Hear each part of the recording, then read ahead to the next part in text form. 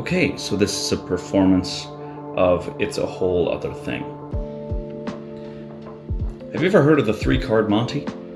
Well, it's a con game. It's a scam played in a lot of the bigger cities like Chicago, New York, Boston, Las Vegas, London, etc. Usually there are two black cards and one red card, generally a queen. What you have to do is bet money on which one you think is that queen after they've mixed the cards around. However, a lot of smart people like you have started to, catch wise to the game. So the con men have started to change up their tactics. If you're ever in any of those cities and you see a guy pull out one of these old wrinkled wallets with a crusty rubber band, that's when you know you gotta run. I'll explain why. See, it's no longer about trying to find that queen amongst the black cards. It's about trying to find the only different one amongst cards that are all the same. And of course, that seems a bit silly, but they want to win. If I'd ask you to bet money on which one of these cards is the, let's just call it the different one, what would you say? Humor me. Top, bottom, or center? Let's assume you said center. So actually, it's the top card, but let me explain why. The top card is the different one because the others are queens. That was a little fast.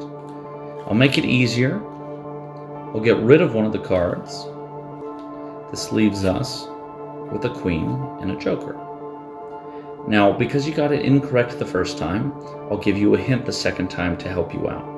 I always mark the queen, so I know where the different card is. Now I have terrible eyesight, so I can't see any of those tiny little markings that everybody else uses. So I had to come up with my own, which was, we'll just say a little less subtle. I don't know if you can see this marking. It's pretty difficult for you, not so much for me. Now that you know what the marking is, which would you say is the different card? The queen?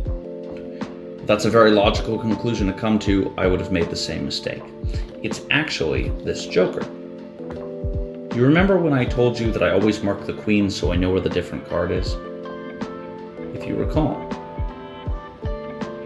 I had two of them. And that's how I know the joker was the different card the whole time.